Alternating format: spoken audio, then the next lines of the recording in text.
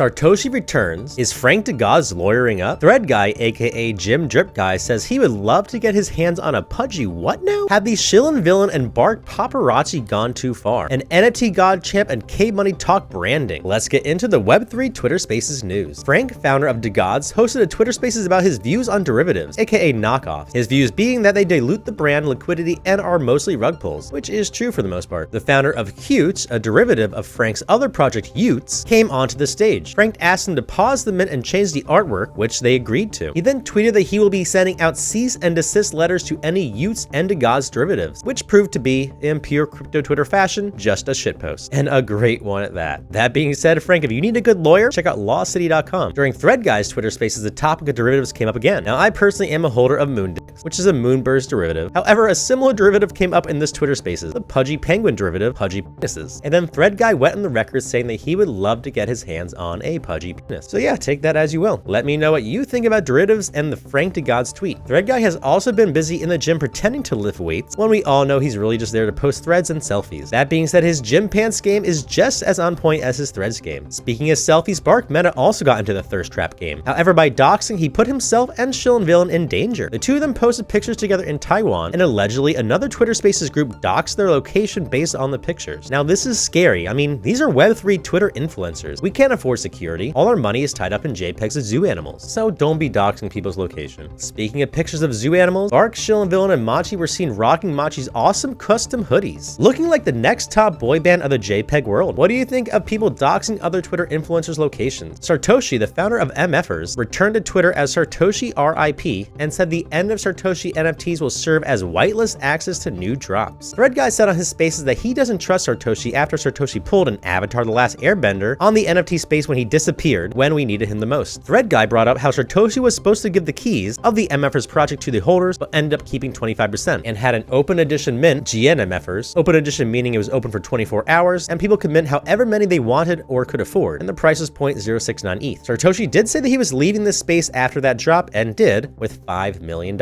and no utility other than community and art for his holders. Those who defended Sartoshi said that he did exactly what he said, and that the MFers art is utility. I personally agree with Thread Guy in this one. What do you think of all this? All right, enough of the drama. NFT God and Champ hosted their third LF Grow Twitter Spaces focused around branding. They had an amazing turnout and invited 5 people onto the stage, including myself, to talk about content. It was a huge honor to be on the stage with them and K-Money, and was a great networking and learning opportunity. I highly recommend tuning into their spaces weekly and making your very own LF Grow content, just like this, and posting it on Twitter with the hashtag LF Grow. Anyone needs any help with that, let me know. The two of them review all the content and will bring up 3 to 5 more speakers next week. So, let's effing grow.